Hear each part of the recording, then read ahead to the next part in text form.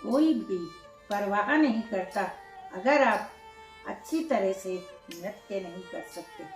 सिर्फ उठो और नृत्य करो। महान नर्तक अपने जुनून के कारण ही महान है। नमस्कार, मैं वंदना भार्गव आपका अपने इस संगीत वंदना चैनल में स्वागत करती हूँ। दोस्तों, वीडियो शुरू करने से पहले आपसे अनुरोध है कि यदि आपने मेरा चैनल अभी तक सब्सक्राइब नहीं किया है तो जल्दी से सब्सक्राइब करें और इसे दूसरों को भी शेयर करें जो कथक सीख रहे हैं या कथक विषय की परीक्षा दे रहे हैं या कथक के बारे में जानना चाहते हैं, ताकि यह उन तक पहुंच सके। विशारद, प्रभाकर, भास्कर, प्रवीण, बीए, एमए और इसी के समकक्ष परीक्षा देने वाले विद्यार्थियों से कहना चाहूंगी कि यदि उन्हें कोई टॉपिक नहीं मिल रहा है तो मुझसे ऑनलाइन क्लास कर सकते हैं। यदि मुझे उस टॉपिक की जानकारी होगी तो मैं उसे बताने का प्रयास अवश्य करूंगी। आइए अब हम वीडियो की तरफ चलते हैं। व्यूह क्रिया।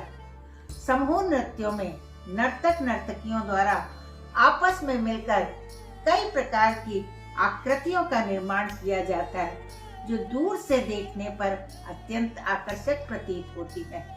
कथक परंपरा में यह आकृति निर्माण व्यूह रचना या व्यूह क्रिया कही जाती है। कुछ आचार्यों ने कथक नृत्य के समय मंच पर विभिन्न प्रकार की चाल का संयोजन व्यूह क्रिया के नाम से चलाया था। छात्रों को समझाने के लिए व्यूह शब्द का संबंध गति से जोड़ दिया गया। एकल नृत्य में भी इन व्यूहों की रचना चलनों द्वारा की जाती है, जिनसे उसके नृत्य स्वरूप का प्रदर्शन का स्वरूप खिल उठता है। कथक नृत्य में नृत्य के समय नर्तक को मंच पर कभी आगे, कभी पीछे, कभी सीधे, कभी तिरछे चलना पड़ता है। इन चारों के संकेत के लिए आचार्यों ने अनेक प्रकार के व्यूह रचना की कल्पना की और उन्हें अलग अलग नाम दिए। कतिपय प्रमुख व्यूह इस प्रकार हैं। नंबर 1, त्रिकोण व्यूह। मंच पर स्थित नर्तकियों की 3 पंक्तियों द्वारा जब त्रिकोण की आकृति का निर्माण किया जाए तब उसे त्रिकोण व्यूह कहा जाता है। नंबर 2, बाण व्यूह। नर्तक जब किसी भी दिशा में सीधा आगे जाए तो उसे बाण व्यूह कहते हैं। सर्प व्यूह। नर्तक जब सांप के समान लहराती हुई गति से चालन करे तो उसे सर्प व्यूह कहा जाता है। नंबर 4, अर्धचंद्र व्यूह। नर्तकों का दल मंच पर जब इस प्रकार स्थित हो कि आधा गोला या चक्र बन जाए तो उसे अर्धचंद्र व्यूह कहते हैं।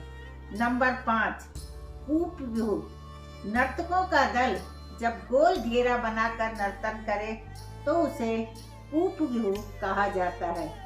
नंबर 6, चतुष्कोण व्यूह। नर्तकों की 4 पंक्तियां जब किसी चौकोर की आकृति का रचना करे तो उसे चतुष्कोण व्यूह कहेंगे।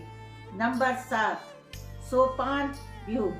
नर्तकियों की कई पंक्तियां जब एक के बाद एक सीढ़ी चढ़ चाल से चले तो 2 छोटी व 1 बड़ी पंक्ति इस प्रकार का आकार बनाती हो तो उसे सोपान व्यूह कहते हैं। वस्तुतः व्यूह क्रिया का मुख्य प्रयोग उस नृत्य के लिए होता था जिसमें नर्तक जमीन पर गुलाल आदि बिछाकर नृत्य के द्वारा कुछ आकृति बनाते थे। जैसे गुलाल पर कमल की, शंख की, चक्र की, गदा की या गणेश आदि की आकृति बनाने के लिए नर्तक को बारी बारी से गुरु द्वारा बताए हुए व्यूह की चाल से गुलाल पर गुजरना होता था। उन व्यूह की चाल के बाद जमीन पर बिछे हुए गुलाल पर वह आकृति अपने आप बन जाती थी। जरूरत पड़ने पर और भी व्यूह के प्रकार इनमें घटाए बढ़ाए जा सकते हैं, जैसे धनुषाकार व्यूह, गौपुच्छा व्यूह, शिखर व्यूह आदि। इस प्रकार 10 प्रकार के व्यूहों की चाल से कोई भी आकृति जमीन पर बनाई जा सकती है। अब मैं अपने शब्दों को यहीं समाप्त करती हूँ। दोस्तों, यदि आपको नृत्य के बारे में कुछ जानकारी चाहिए तो मैंने अपनी पुस्तकों का लिंक डिस्क्रिप्शन में दिया हुआ है। आपको पुस्तक लेनी हो तो दिए गए नंबर पर मुझसे संपर्क कर सकते हैं। आपके कमेंट का मुझे इंतजार रहेगा। अंत में, यदि आपको मेरा यह वीडियो पसंद आया हो तो लाइक और शेयर जरूर करें, और जिन्होंने मेरे चैनल को अभी तक सब्सक्राइब नहीं किया है वह सब्सक्राइब करना ना भूलें और बेल आइकन को प्रेस करें। धन्यवाद।